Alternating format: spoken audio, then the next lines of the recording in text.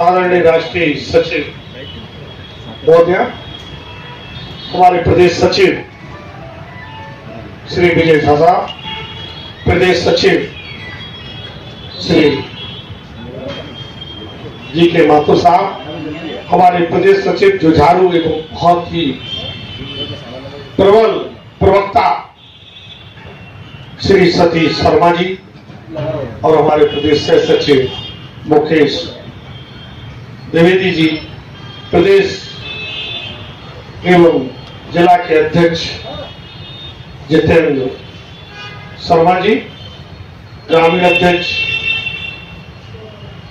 श्री संतोष रत्नाकर जी और हमारे जिला के बहुत ही कर्मठ संयोजक उपेंद्र झा जी एवं समस्त उपस्थित सभी कार्यकर्ताओं महोदयों का हार्दिक अभिनंदन, स्वागत। बहुत देर से सभी लोग चर्चा कर रहे होंगे, बहुत सारी चीजें आपको बताई होंगी, लेकिन एक चर्चा इस विषय की है कि सपा पार्टी बनी क्यों।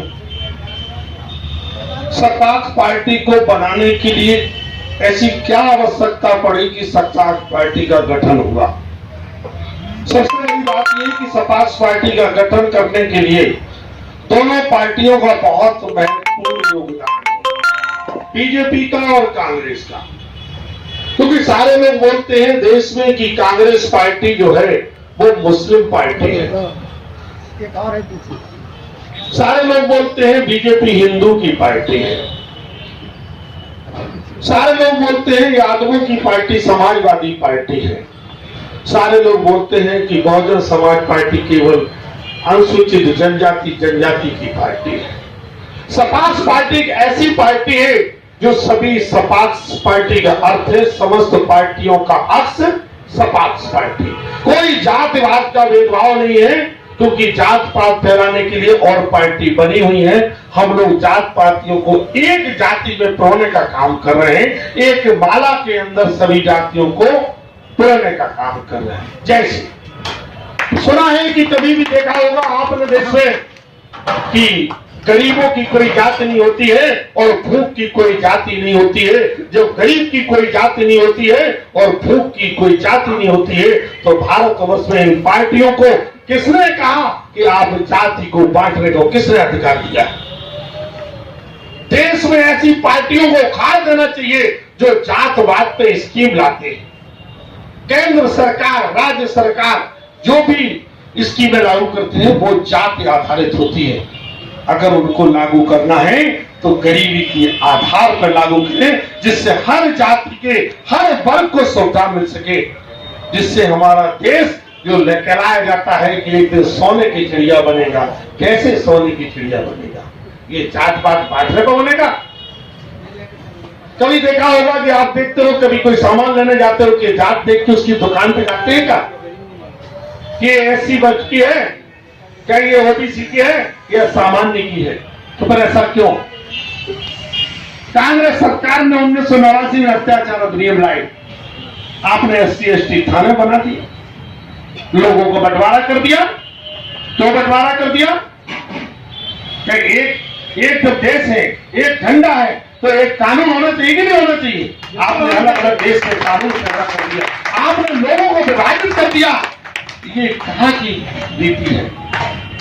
ये देश में ऐसे लोगों को लोग बाग वोट देके आगे बढ़ा है। 370 हटाई, इसके लिए हम बहुत बहुत धन्यवाद देते हैं।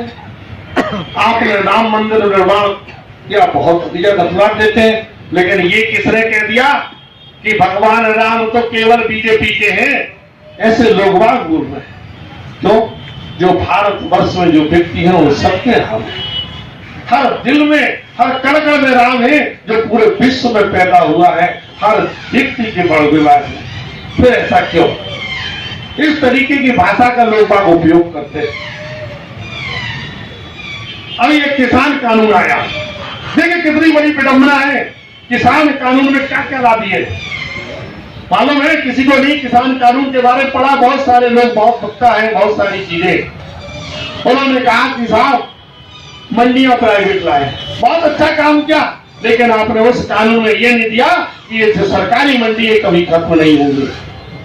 अगर आपको ये करना था तो पहले आपको लिखना था कि सरकारी मंडियां कभी खत्म नहीं होंगी, ऐसा आपने कानून में कहीं दर्शाया नहीं है। आपने कहा कि जमीनें लोगों के कॉन्ट्रैक्ट बेस पे ली जाएंगी, कॉन्ट्रैक्ट बेस पे आपको जमीन लेंगे, आप उसमें फसल उगाएंगे, लेकिन उसमें घाटा हो गया तो वो जो जमीन जिसने कॉन्ट्रैक्ट बेस ली वो आप पर केस करके आपसे उतने पैसे ले लेगा, लेकिन ये कहीं नहीं लिखा कि आपकी चाहे लॉस हो चाहे कुछ हो, आपकी जमीन को अतिरिक्त नहीं होगे, ऐसे कानून में कई प्रावधान नहीं है। अभी आपने देखे बड़े बड़े देश में कानून गोदाम बने हुए किसानों के गोदाम बने, अगर यही अगर प्राइवेटाइजेशन कर देंगे तो ये गोदाम जिन्होंने बनाए हैं जिनको 25% 30% सब्सिडी देके बहुत लोगों ने गोदाम बनाए, गोदाम का क्या होगा, कितनी बेरोजगारी हो जाएगी देश में, कभी किसी ने सोचा है? चौथा सवाल, उन्होंने बोला कि समर्थन मूल्य से पे हम लेंगे, मगर आपने ये तो लिख के नहीं दिया कि प्राइवेट जो मंडियां आएंगी वो समर्थन मूल्य से कम में अनाज नहीं लेंगे। ऐसा तो आप लिख के क्यों नहीं दे रहे हो? इसलिए कि आपके मन में खोट है, अगर खोट नहीं होता तो सही ढंग से पूरा कानून को बनाते। इस देश में कोई भी कानून ऐसे बनाया जाता है कि उसको इतना लचीला कर देते हैं और उसको तोड़ मरोड़ के बनाया जाता है, स्पष्ट भाषाओं का प्रयोग नहीं करते। इसलिए हमारे देखना कि इतने कोर्ट केस अभी भी पेंडिंग पड़े हैं देश में कि लोग रोज लाइन पे लगे रहते हैं। तीसरा, अभी शिवराज सिंह ने बोला माननीय महोदय ने कि कोई जो सवर्ण आयोग बना, सवर्ण आयोग इसके पहले 11 साल पहले 8 साल पहले आपने एक सामान्य निर्धन आयोग बनाया था। जब निर्धन आयोग अगर आपने बनाया था तो उसको बंद क्यों कर दिया? और बंद कर दिया तो बराबर सवर्ण आयोग क्यों बनाया? क्यों ना ऐसा आयोग गठन करते कि केवल गरीब आयोग, जो भी गरीब वर्ग का है देश में, कोई भी जाति का हो, कोई भी धर्म का हो, उसके लिए आयोग बनाते। ऐसा क्यों नहीं? देश का बंटवारा कैसे किया जाता है ये बीजेपी और कांग्रेस से सीखे। लोगों का जात में बंटवारा कैसे करते हैं ये उनसे सीखे।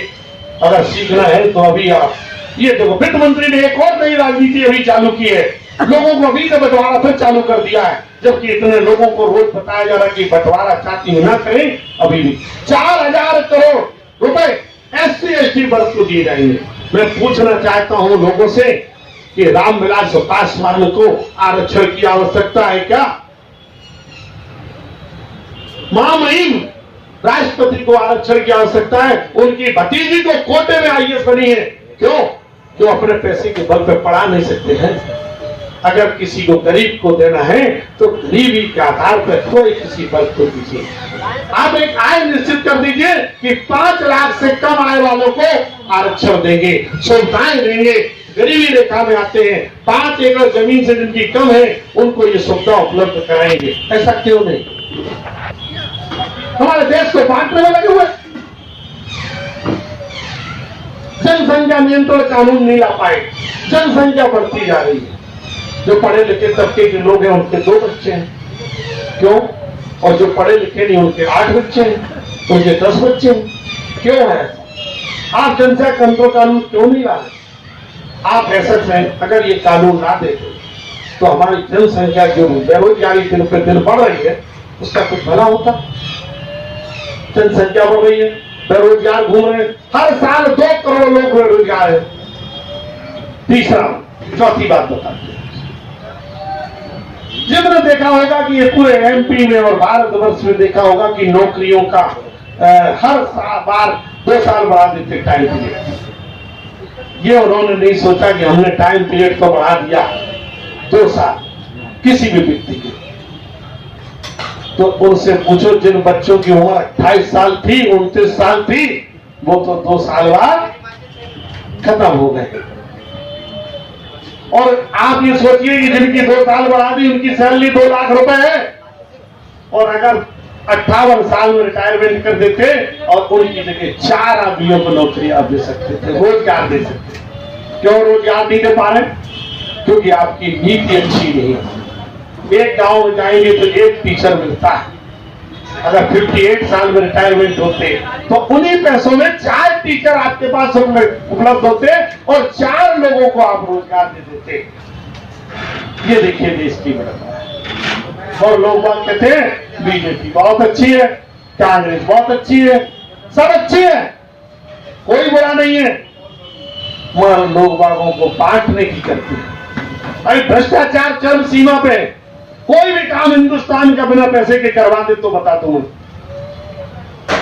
कोई भी काम, छोटा सा छोटा काम के भी आपको देखिए भ्रष्टाचार के चरम सीमा पे जा रहा है। कैसे? वोट के समय आपने देखा होगा 500, 1000, 2000 में वोट लेते हैं, गरीबी भी जाते 1000। तो उनका नियम है कि हम 1000 वोट तो देंगे आपको 1000 रुपए में, और हम आपसे 10,000 रुपए वसूल कर लेंगे। आप ना किसी कारण आपको सरकार के पास तो जाना ही पड़ेगा। उनका पहले से कर्मचारियों से सेट है कि आपको इतना पैसा हर महीने विधायक को भेजना होगा। ये बिल्कुल फिट है, नहीं हो तो पता कर लीजिए। कर्मचारी रिश्वत नहीं लेता है, कर्मचारी से रिश्वत का दबाव बनाया जाता है, इसलिए कर्मचारी रिश्वत लेता है। तो जब कर्मचारी रिश्वत लेता है तो ऊपर कुछ देता है, कुछ नीचे खुद अपने पास रखता है। कितना चरम सीमा पर भ्रष्टाचार है। इसको भ्रष्टाचार खत्म कौन करेगा? हम और आप। कब करेंगे? जब हम संगठित होंगे। हमारे लोग बोलते हैं कि साहब मैं थाने में जाता हूं, कोई मेरे को पूछता नहीं है। कैसे पूछेगा? अकेले आपको कोई भी काम कराना हो तो संगठित और मजबूती के साथ जाइए, अपनी बातों को रखिए, तब आप बताइए कि आपका काम होता कि नहीं। हम लोग करते क्या है? संगठन में हमारे पास समय नहीं है। क्यों नहीं है समय? क्योंकि हम सब लोग रोजी रोटी कमाने में लगे हैं, घर चलाने में लगे हैं। मैं लोगों से ये पूछना चाहता हूं जिनके लिए कमा रहे हो, उनसे कभी पूछा है कि आपकी राय क्या है? उन बच्चों से पूछा है उन बच्चों का भविष्य क्या होगा? ऐसे भविष्य होगा कि 10% वाला 0% वाला IAS अधिकारी है और 90% वाला चपरासी है। क्या यही भविष्य है देश का? उनसे पूछ के देखिए। आप अपने बच्चों के लिए, जो भी व्यक्ति जहां बैठा हुआ जो भी करता है अपने बच्चों के लिए करता है। और अगर ये कोई बता दे कि हम दूसरे के लिए करते हैं तो मुझे बता दे। ये सब अपने बच्चों के लिए करते हैं, अपने परिवार के लिए करते हैं, कोई किसी के लिए नहीं करता है। और अगर अब अपने बच्चों के लिए नहीं करा तो कभी कुछ कर नहीं पाओगे।